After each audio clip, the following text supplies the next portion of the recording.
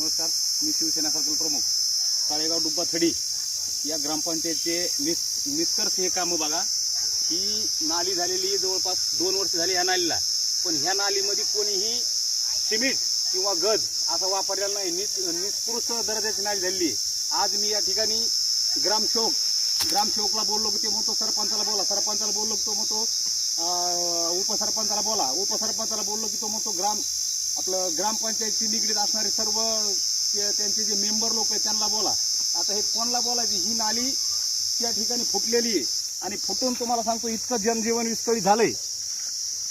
इकडे ये.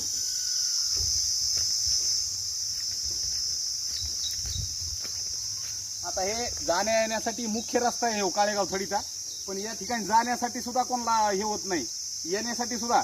आणि जो इथं सरपंच उपसरपंच आहे मेंबर आहेत हे लोक फक्त खाली मान घालून चालतात. आता हे बघा याच्यामध्ये पूर्ण आळ्या झालेल्या आहेत, आळ्या पूर्ण. शासनाच्या ज्या स्कीम असतात त्या स्कीम जर अशा यांना मातीत घालायच्या असतात तर मला वाटतं हे बिनलाजा लोकांना थोडी लाज वाटली पाहिजे.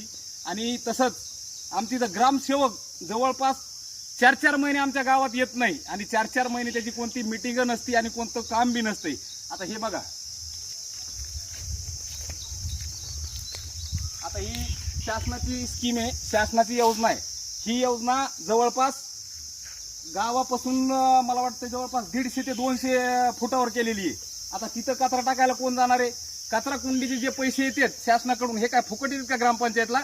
पण हे लोक ह्या दर्जाचं कोणतंही काम करीत नाहीत, फक्त बिलं उचलायचे आणि खिसे भरायचे, एवढंच काम ग्रामीण भागात चालू आहे. आणि या काळेगाव थडी ग्रामपंचायतच्या वतीनं मी एक हात जोडून विनंती करतोय, हे आमची घाण पहिली काढून टाका अशी मी नम्रतेची विनंती करतोय. नसता मी प्रत्येकावर कारवाई करण्यासाठी पात्र ठरेल आणि प्रत्येकावर मी कारवाई करीन, कारण याचा जबाब मला विचारणं माझं कर्तव्य. एक सुशल नागरिक म्हणून या ठिकाणी मी आत्तापर्यंत देखील विनंतीच करतोय. धन्यवाद.